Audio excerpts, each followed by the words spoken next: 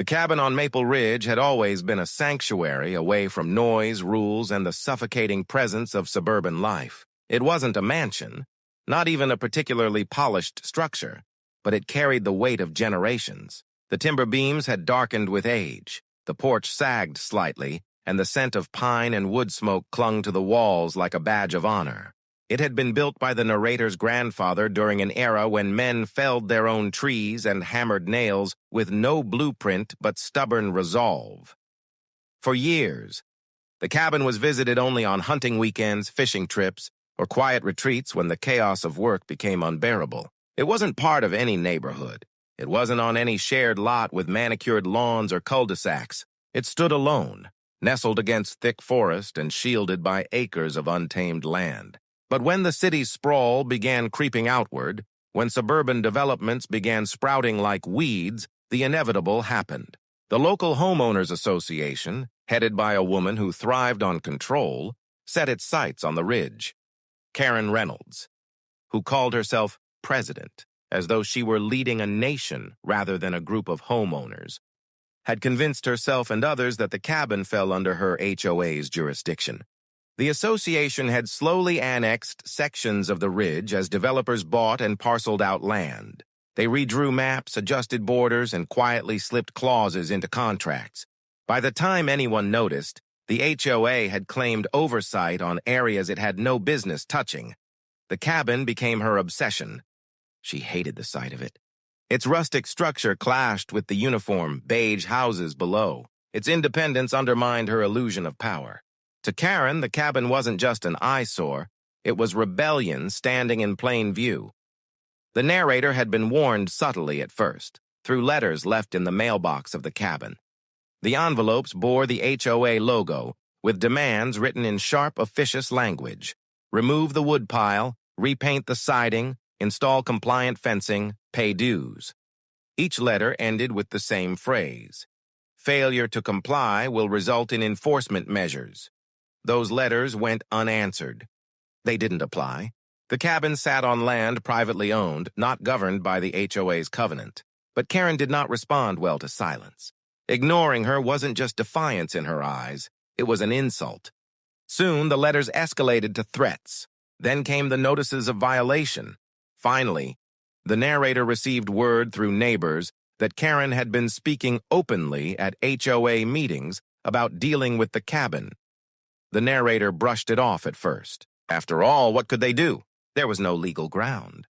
The cabin wasn't theirs to regulate. But Karen wasn't interested in legality. She thrived on intimidation, fear, and spectacle. What she wanted was submission, and what she planned was nothing short of harassment. It began on a Saturday morning when the narrator pulled up the gravel drive with a cooler in the truck bed. The air was crisp, the trees whispering as if they knew what was coming. On the porch sat a folded piece of paper tucked under the rocking chair. This time it wasn't a letter. It was a notice stamped, "Final Warning." Karen had apparently dispatched what she called HOA security to patrol the ridge. The paper threatened fines, lawsuits, and even property seizure. The phrase HOA security stuck in the narrator's mind like a bad joke. The HOA didn't have police authority. They weren't a government body. What they had were overzealous volunteers, middle-aged men with neon vests, cheap radios, and a misguided sense of authority. They fancied themselves peacekeepers, but were nothing more than neighborhood busybodies weaponized by Karen's ego. 2 days later, the harassment began in earnest. A pair of SUVs bearing magnetic HOA security decals drove up the ridge. The men inside stepped out wearing sunglasses and carrying clipboards, strutting as if they were federal agents. They circled the cabin, writing notes, snapping pictures with their phones, and muttering about violations.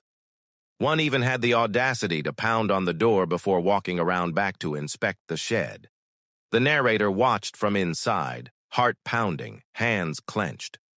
They had no warrant, no legal authority, yet they carried themselves with the arrogance of people who thought they owned the land. After 20 minutes, they left a neon yellow notice on the door before driving off. It read like an eviction, complete with deadlines, penalties, and threats of forced removal. It would have been laughable if it hadn't been so invasive. The cabin wasn't under their rule, yet their presence loomed like storm clouds. They returned the next day, this time with 3 cars. A woman with a camera filmed the cabin as though building a case. The men walked closer to the tree line, one of them even stepping onto the porch. They weren't just testing boundaries, they were daring the narrator to respond, and yet responding was tricky. Calling the real police would only escalate matters, and the sheriff's department wasn't known for quick action in that part of the county. Filing complaints meant paperwork and delays, during which the harassment would continue. Karen knew how to play this game. Drown her target in frustration until they gave up or gave in. The breaking point came a week later when the narrator returned to find the gate at the base of the ridge padlocked with a bright red chain. A laminated sign hung from it, stamped with the HOA logo and the words, "Access restricted pending compliance." It was a blatant act of trespass, but it was also a calculated show of dominance. Karen wanted the narrator to know she could reach into their life, close off their freedom, and choke their independence with a single gesture. That night, fury replaced fear. The narrator made phone calls, not to lawyers or local officials, but to family. This wasn't the kind of problem solved with paperwork. This was intimidation, and intimidation had to be met with a show of force. The cousins were veterans, men hardened by deployments overseas, men who didn't rattle easily. They weren't enforcers or thugs, but they knew how to project strength. And when they heard what Karen and her security team had been pulling, they didn't hesitate. Within days, engines roared up the county highway. The sound of Harleys in formation carried over the ridge like thunder rolling across the mountains. The narrator knew the HOA security would come again. They always came back, pushing a little further each time. But this time, the cabin would not stand alone. The porch lights glowed against the dusk, the air heavy with anticipation. The rumble of motorcycles echoed like a warning, and the cabin, once seen as vulnerable, now felt like a fortress. Karen had drawn her line, and the narrator had answered. But as the first headlights appeared at the base of the drive, cutting through the trees, it was clear that the confrontation was about to reach a boiling point. The war for Maple Ridge had only just begun. The night settled heavy over Maple Ridge, the forest thick with silence except for the faint hum of cicadas. The cabin's porch light burned like a watchtower beacon, illuminating the gravel drive that wound down the slope toward the valley. In the distance, the crunch of tires on stone carried upward, faint but deliberate. It wasn't the sound of hunters or neighbors. It was measured, organized, almost theatrical. The HOA security had returned, emboldened after their lock and chain stunt at the gate. Only this time, they weren't approaching an empty cabin. The Harley engines had died down hours earlier, but the cousins remained gathered around the porch, their silhouettes sharp against the lantern glow. They weren't dressed for combat, nor did they posture like men spoiling for a fight. Their strength was quieter, steadier, the kind that comes from years of service in deserts and mountains far from home. They sat calm, drinking from metal flasks, exchanging few words, their presence alone radiating an authority no clipboard or laminated badge could match.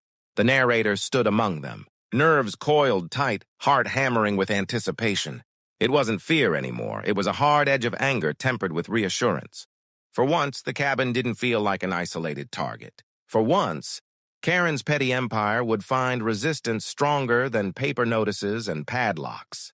The headlights grew closer, winding up the ridge like twin eyes glowing through the trees. 2 SUVs appeared, each marked with the same tacky magnetic decals, HOA Security Enforcement. Their tires crunched loudly as they pulled into the clearing before the cabin. Doors opened. Out stepped 6 figures dressed in mismatched uniforms of polo shirts and black cargo pants, radios clipped to their belts, reflective vests hanging loose. They carried themselves like men who thought they'd been deputized by some higher power, their confidence bloated by Karen's promises of authority. Clipboards in hand, cameras raised, they fanned out across the gravel. One of them, heavier than the rest, strutted forward with a laminated packet tucked under his arm, his sunglasses absurd in the dim light. They had come expecting the same scenario as before.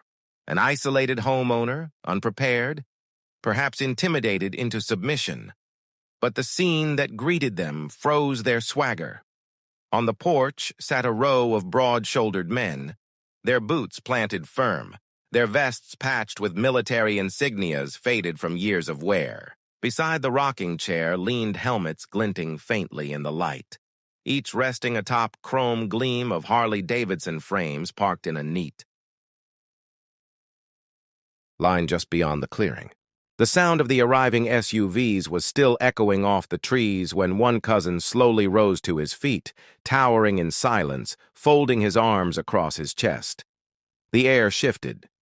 The security volunteers, once eager, faltered in their steps. Their rehearsed bravado drained in the face of something they hadn't planned for, an audience that wasn't intimidated. The heavy-set man holding the laminated packet glanced back at his team, his voice faltering as he called out the supposed violations. He read from the paper, declaring trespass, non-compliance, unlawful occupancy, fines.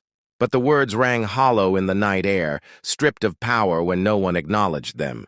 Instead, the cousins simply stood, not advancing, not retreating, just present. Their silence was heavier than any shouted threat, their calmness more menacing than bluster. The man's voice wavered, caught in his throat, until finally he folded the packet shut with a snap. He attempted to shift tactics, instructing his team to document the violations. Cameras clicked nervously, flashes sparking against wood siding, but the hands holding them trembled. One of the younger officers whispered something too low to hear, his eyes darting toward the motorcycles lined like sentinels. He recognized the patches, the discipline, the unspoken unity. He realized what Karen had failed to tell them. This wasn't a soft target. This wasn't a man alone against an institution. This was family. And family didn't cower before neighborhood volunteers. Minutes stretched long. The security team circled the cabin half-heartedly, pretending to record details while inching closer to their vehicles. Each step revealed their discomfort. They weren't trained for confrontation. They weren't prepared for men who had seen real conflict, who carried themselves with a weight of experience that couldn't be faked. The cousins didn't move from the porch, except for one who calmly lit a cigarette, the smoke curling into the night air. The gesture was casual, almost dismissive, but its meaning was clear. No one here was afraid. Finally, the heavy-set man barked an order to retreat. His voice tried to carry authority, but it cracked under pressure. The team shuffled back to their SUVs, avoiding eye contact, muttering excuses about further action and official escalation. Doors slammed, engines revved, and within moments the vehicles reversed down the drive, taillights glowing like retreating embers. The clearing grew quiet again, save for the rustle of leaves. The cousins remained steady, watching until the lights disappeared completely. Only then did the tension in the air release. The narrator felt a surge of relief, followed by something deeper: pride. For the first time since Karen's harassment campaign began, the power dynamic had shifted. The HOA's so-called enforcers had fled. They had come expecting fear and obedience, but had left humiliated, their authority shattered by a single silent standoff. But beneath the victory, unease lingered. Karen wasn't the type to accept defeat quietly. She wouldn't interpret the retreat as a sign to stop. She would twist it into grievance, fuel for her crusade. The security would return, perhaps emboldened with reinforcements, perhaps with some scheme involving county officials or fabricated evidence. The cousins understood this. Their calm wasn't born of ignorance, but of readiness. They knew bullies never stopped after one failed attempt. Bullies doubled down. That night, the cabin felt both safer and more threatened. Inside, lanterns flickered against log walls while the cousins shared stories of deployments, of nights under foreign skies where silence meant survival. The narrator listened, realizing that their presence wasn't just protection, it was perspective. The HOA's antics, though stressful, were laughable compared to what these men had faced. Yet the cousins never dismissed the threat outright. They knew harassment could escalate, and they knew Karen's obsession made her dangerous in her own way. Morning came with the low growl of motorcycles once again as a few cousins left for errands, while others remained. The ridge smelled of pine and campfire smoke, the cabin alive with a sense of resilience. But as the narrator stepped out onto the porch, A new detail emerged at the edge of the clearing. A signpost hammered into the ground overnight. It bore the HOA emblem, laminated to withstand weather with bold red letters declaring, "This property is under review. Unauthorized occupancy is subject to removal." The sign wasn't just a message, it was a challenge. Karen had struck back quickly, refusing to let last night's humiliation stand. She wanted the cabin marked, stigmatized, labeled as a target for everyone who passed the ridge.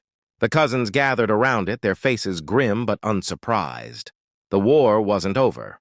It had only escalated. And while the HOA security had fled, the real storm was still gathering. Karen had underestimated the resolve of the cabin's defenders once. She wouldn't make the same mistake again. Still, one truth was clear. Maple Ridge would not fall quietly. The narrator wasn't alone anymore. The cabin had become more than just a sanctuary. It was a stand, a symbol, and a line in the dirt. The next move belonged to Karen, and everyone on that ridge knew she would not wait long to make it.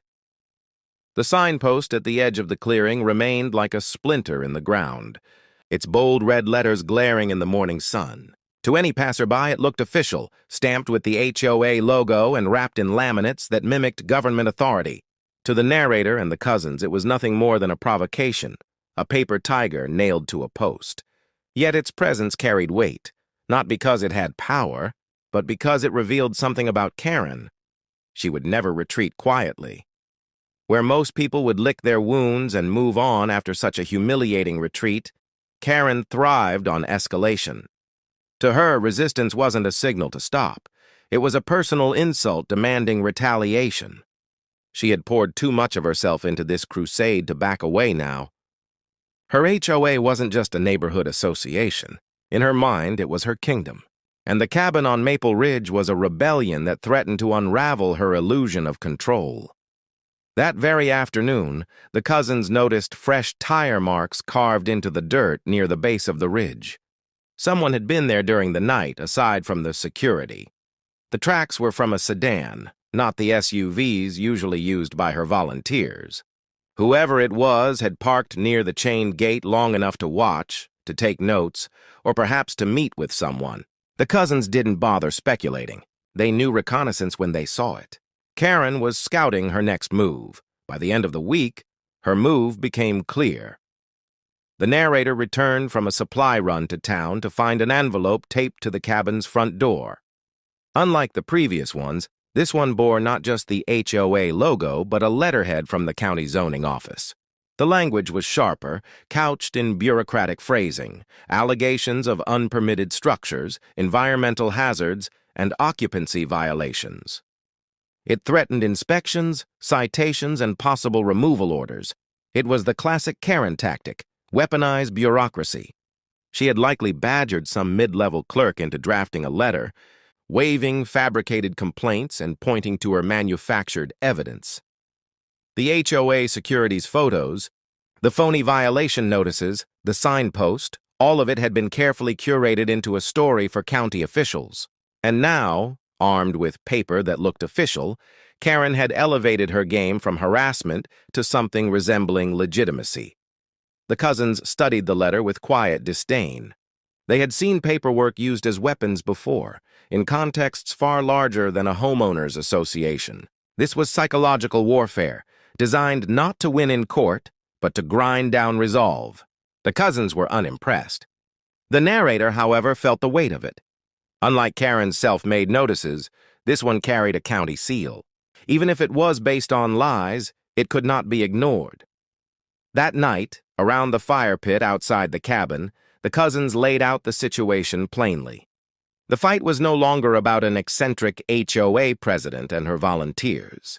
It had become about defending sovereignty, about refusing to let outside hands rewrite the truth of private land ownership. If Karen's complaints weren't challenged, they would stick. And if they stuck, the cabin's future could be jeopardized. The narrator agreed, but worry seeped in nonetheless.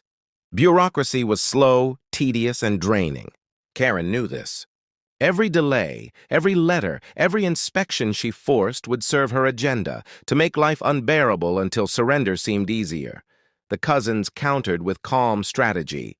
They decided to divide their response. Some would handle the official front, gathering deeds, maps, and legal documents proving the cabin's independence from the HOA. Others would continue their physical presence, ensuring that Karen's security never again felt bold enough to trespass unchecked. It was a dual front, paper against paper, presence against presence. But Karen wasn't content to wait for bureaucracy to take its course. She wanted spectacle. 2 nights later, the sound of SUVs returned. Not 2, but 4 this time, headlights cutting through the pines like a parade. They parked at the clearing again, doors flinging open, radios crackling.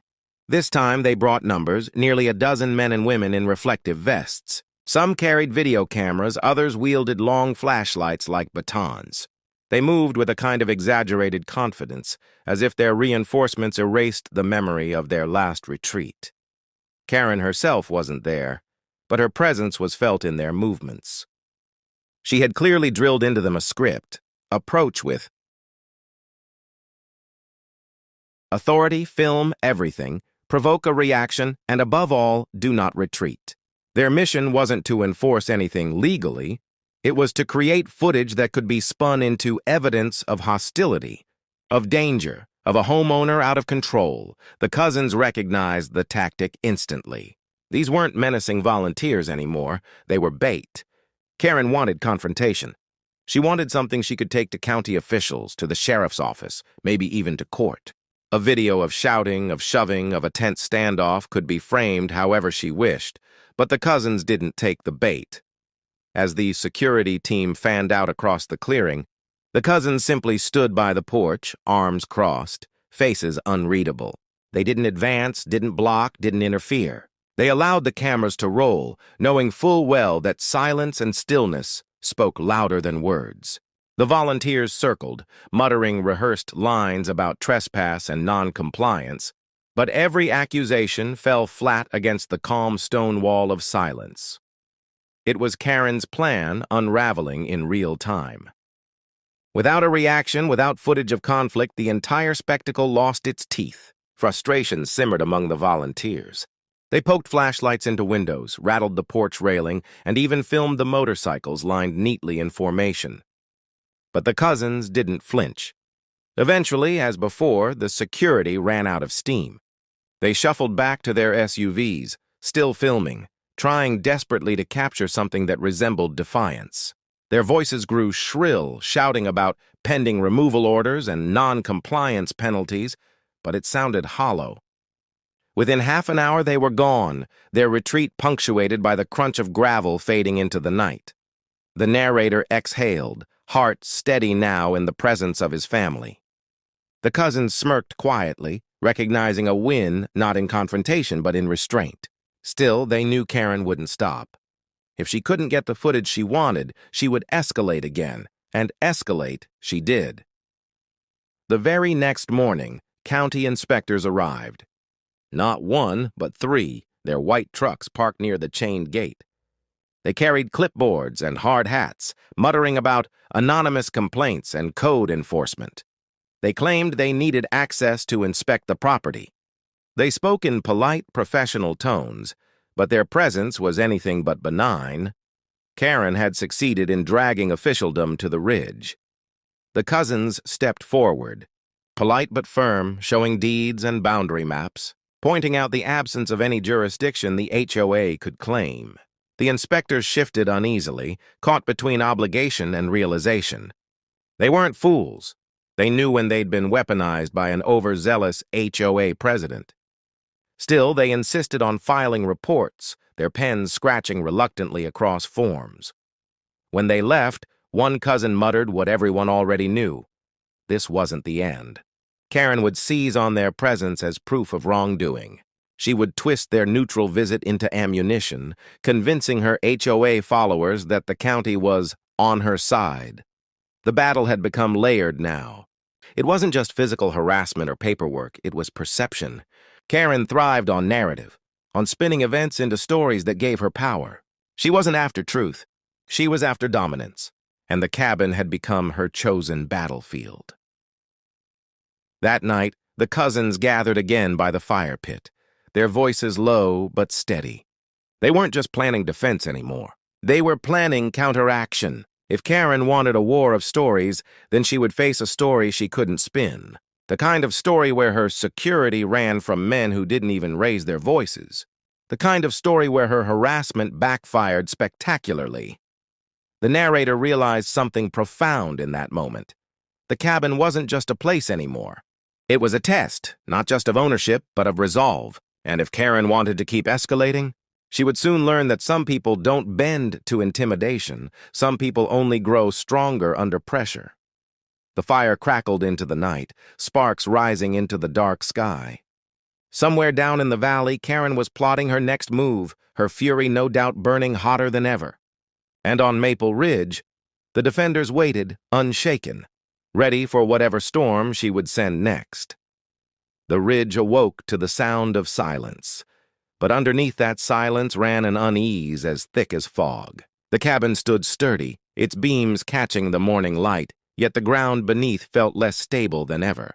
Karen's campaign had transformed from petty harassment into something heavier, something with real stakes. The fake security, the phony notices, the county inspectors, it had all been a buildup, and everyone knew she wasn't finished.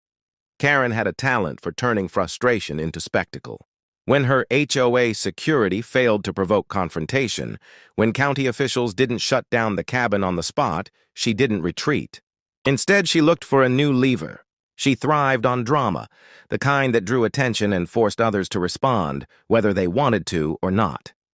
And her next move showed just how far she was willing to go. It started on a Sunday morning, quiet on Maple Ridge except for the occasional rumble of motorcycles as the cousins came and went. The narrator was stacking firewood when the first siren split the air. The wail cut through the trees, distant but growing fast. Within minutes, 2 sheriff's cruisers and a fire truck barreled up the gravel road, lights flashing. Their tires threw dirt as they screeched into the clearing, officers leaping out with urgency. Confusion struck first. There had been no fire, no emergency call from the cabin. Yet the deputies were already shouting commands, demanding to know who was inside, who was injured, whether weapons were present. The fire crew rolled hoses off the truck, eyes darting to the roof as if expecting flames. The scene was chaos, manufactured and surreal, the cabin at the center of a storm it hadn't summoned. Then the truth came out.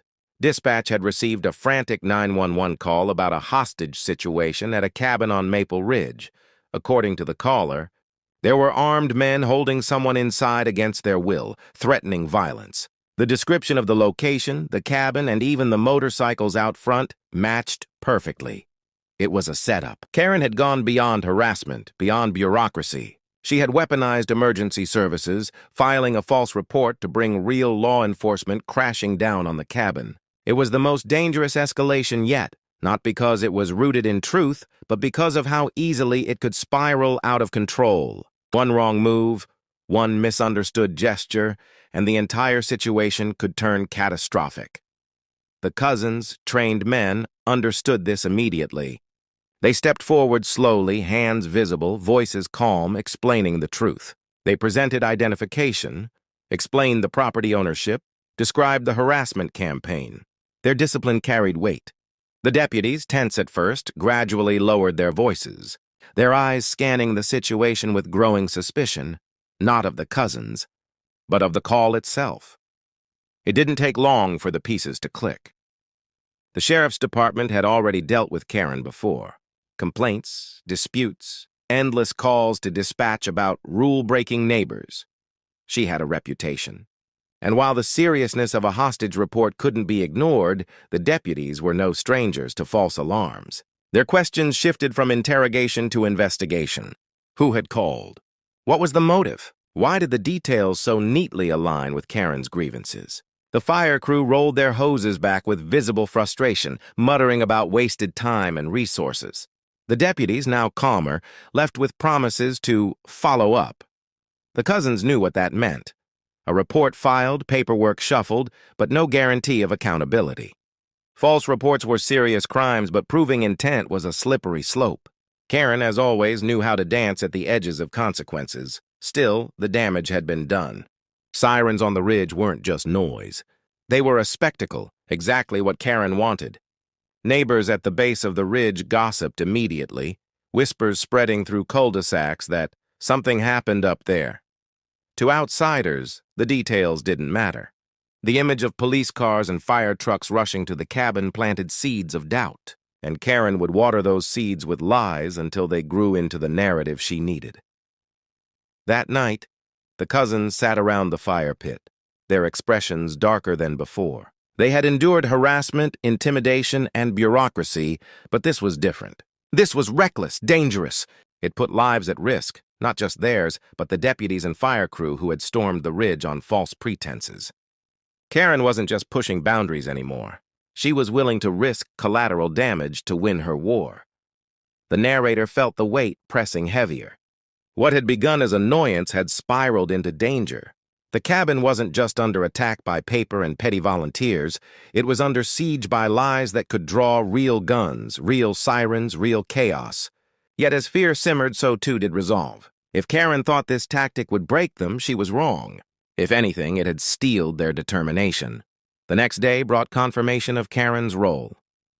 Word spread quickly from neighbors that she had been bragging at the HOA clubhouse, boasting about forcing the authorities to act and finally putting pressure on the cabin. She framed it as civic duty, painting herself as a protector of the community standing against a dangerous situation. Her followers lapped it up, their fear morphing into outrage. The lie had taken root, and Karen wielded it like a weapon. The cousins weren't surprised. Bullies didn't just attack, they spun stories to justify their attacks. And Karen's greatest strength was her ability to twist perception. But this time she had overplayed her hand. Filing false emergency reports wasn't just petty, it was criminal. And while the sheriff's department might drag its feet, there were other ways to bring accountability. The cousins began documenting everything. Every notice, every sign, every SUV that rolled up the ridge was photographed and logged. Copies of deeds, maps, and correspondence were organized into neat folders. Affidavits were prepared. They weren't just preparing to defend the cabin, they were preparing to go on the offensive. Karen wanted spectacle? She was about to get it. But before the paperwork battle could begin, Karen struck again, this time through control of access. The following Friday, the narrator drove down the ridge for groceries only to find the access road blocked. A row of orange traffic cones stretched across, accompanied by a sign declaring, "Road closed, private access." At the side sat a rented tow truck idling, its driver leaning against the hood. Behind it, a pickup full of HOA volunteers in neon vests watched smugly. It was an ambush in plain sight. They weren't there to block traffic. They were there to block him.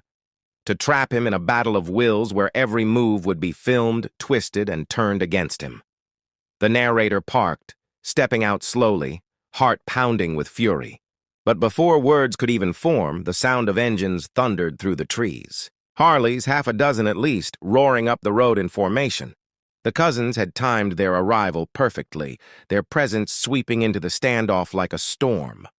The volunteers' smug faces faltered. The tow truck driver climbed back into his cab nervously, the neon vests shuffling behind their pickup. The roar of motorcycles drowned out every pretense of control, and within minutes the blockade dissolved, cones tossed aside, engines revving in retreat. The narrator stood in the gravel, adrenaline surging as the Harleys lined up behind him like steel guardians. Karen had sent her pawns, but once again they had scattered at the first real show of strength. Still, the narrator knew this wasn't victory yet. Karen had moved from notices to sirens, from padlocks to roadblocks. Each escalation was more reckless than the last, and somewhere down in her beige HOA kingdom, she was already scheming her next attack. The cabin had become a fortress, not because of its walls, but because of the men who stood around it. Yet even fortresses could be tested, and the storm clouds on Maple Ridge were far from clearing. The cousins knew it. The narrator knew it. And Karen, in her obsessive fury, knew it too. The war wasn't just at the doorstep anymore. It was everywhere. Karen had always thrived on control. The notices, the security patrols, the false emergency call. Each move was a test, a probe into the narrator's resolve. But after the failure of her roadblock stunt, her patience snapped. Where intimidation and spectacle fell short, she turned to her most dangerous weapon, the legal system. For Karen, the courtroom wasn't a place of truth. It was a stage. She didn't care about facts, deeds, or history.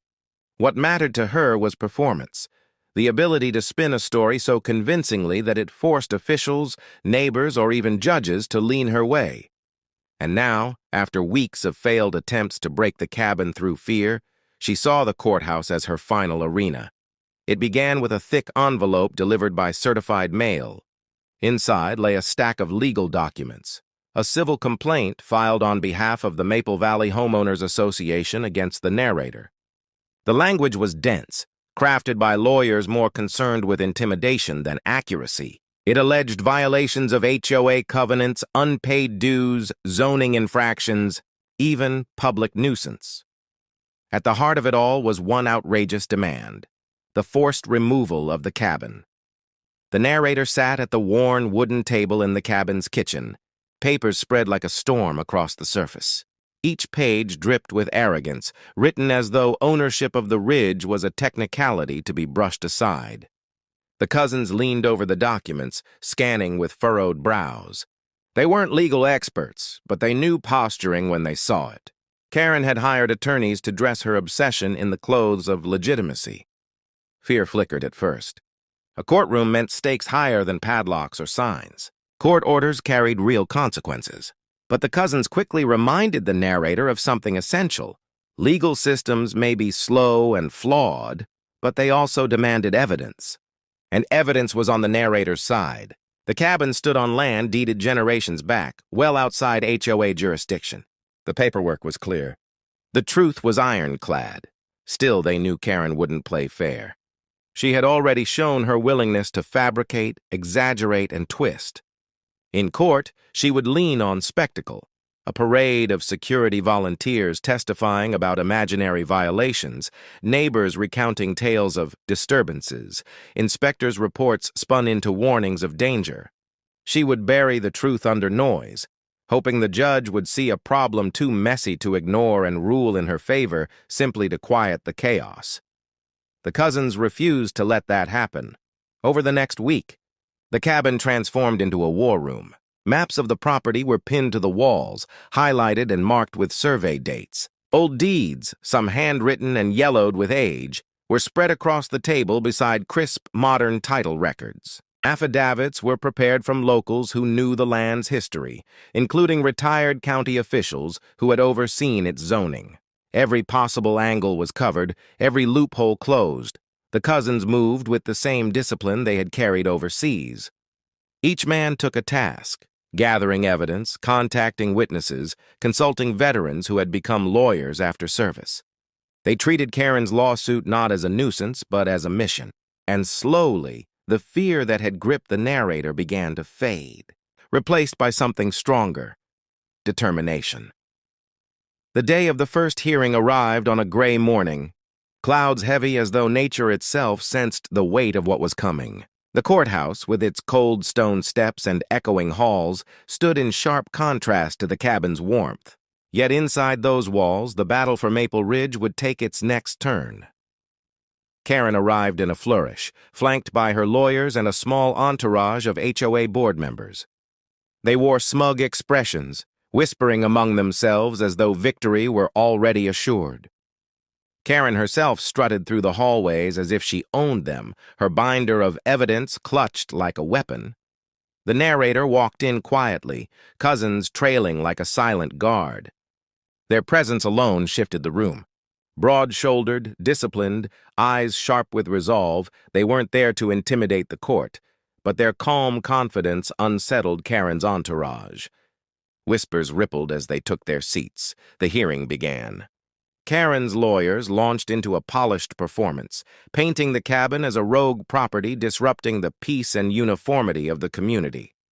They spoke of unpaid dues, safety hazards, even environmental concerns fabricated from thin air. Photos were displayed of firewood piles, motorcycles, and late-night gatherings, all twisted into proof of dangerous behavior.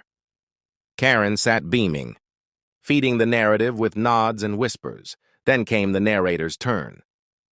With deeds in hand, surveys projected on the courtroom screen, and witnesses testifying to the land's independence from the HOA, the truth was laid bare. The cousins had orchestrated it with precision. Each piece of evidence dismantled Karen's claims like stones pried from a crumbling wall. The judge listened intently, eyes narrowing as the discrepancy between Karen's story and reality grew undeniable. What struck hardest wasn't just the paperwork, but the pattern.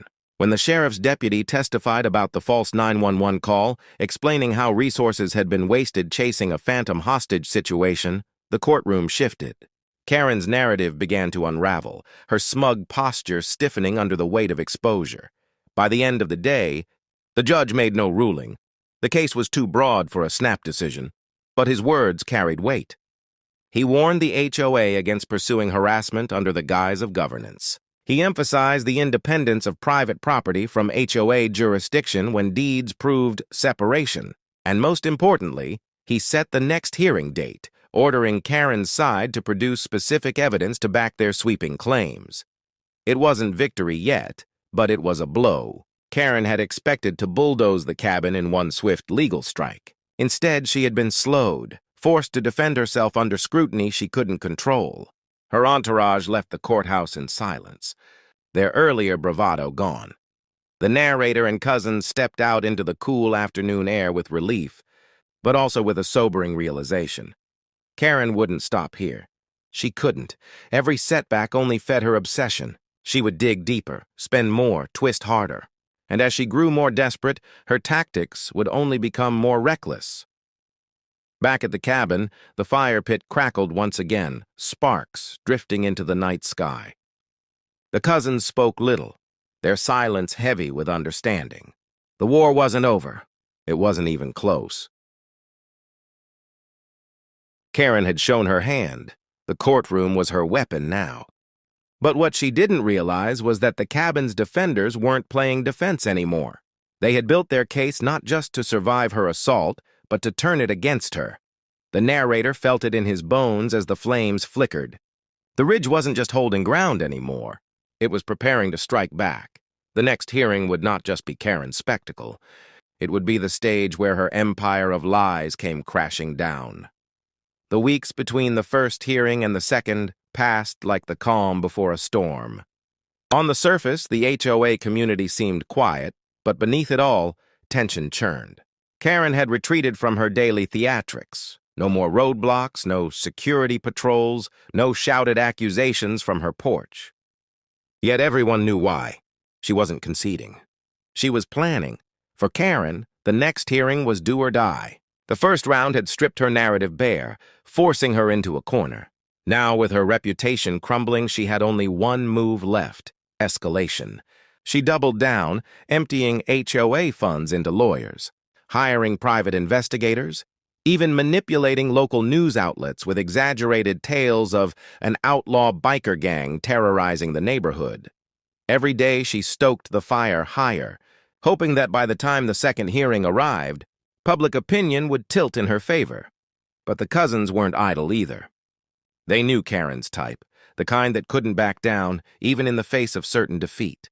They prepared not just for defense, but for exposure. More witnesses were called, including former HOA members who had grown tired of Karen's rule and were ready to speak. Financial records, leaked by a disillusioned board treasurer, revealed years of questionable spending, HOA dues funneled into private vacations, personal renovations, even a failed security initiative that had funded her false patrols. The day of the second hearing dawned clear and sharp, sunlight piercing the courthouse windows like a spotlight on the coming reckoning. The courtroom filled to capacity, neighbors cramming into benches, reporters hovering with notepads, the air electric with anticipation. Karen entered in her usual strut, but this time the cracks showed. Her hair was perfectly coiffed, her binder immaculate, but her eyes betrayed sleepless nights. Her entourage followed thinner than before. The whispers among the community had spread, and some of her loyalists had quietly stepped away. The narrator entered with the cousins at his side. the quiet gravity of their presence stronger than any lawyer's performance. They carried no theatrics, only a stack of truth bound in paper and sworn testimony. The hearing began, and once again Karen's lawyers unleashed a torrent of accusations.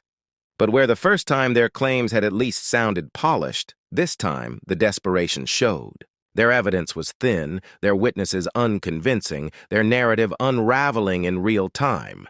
The more they tried to paint the cabin as a lawless threat, the more transparent their exaggerations became. Then came the counterstrike.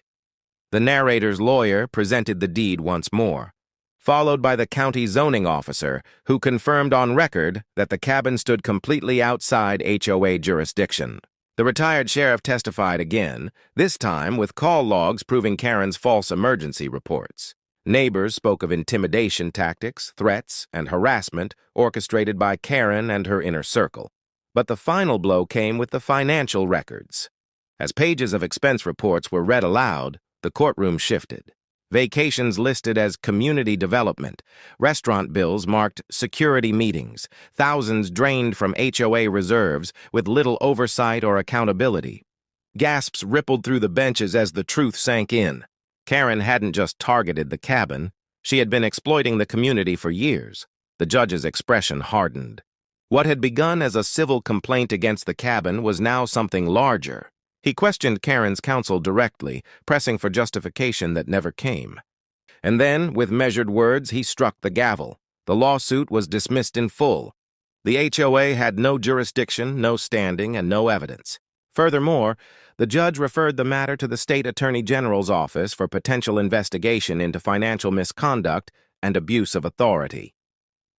Karen's face drained of color.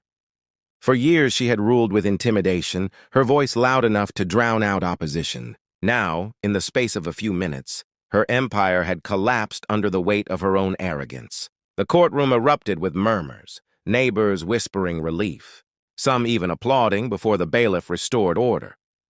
The narrator and cousins left quietly, not celebrating, not gloating, just walking into the sunlight with the knowledge that the war was finally over. The ridge was safe. The cabin stood unchallenged, its ownership secured by law, history, and unshakable truth. Back at the cabin that evening, the fire pit blazed one last time, brighter than ever.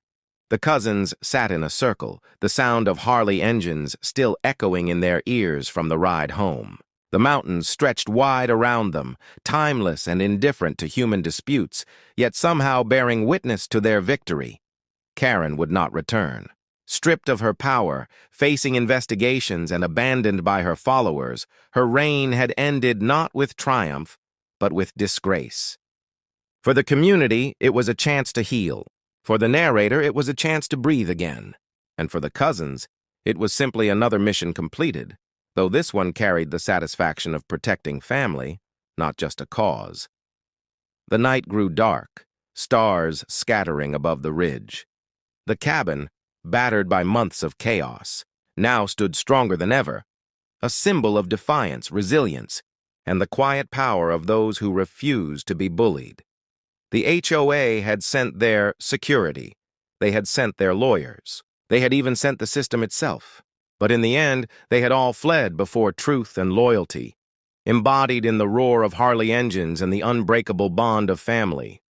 The ridge was free. The cabin was home. And the Battle of Maple Valley would be remembered not as the HOA's triumph, but as their downfall. Thanks for watching, and don't forget to like, comment, and subscribe for more W.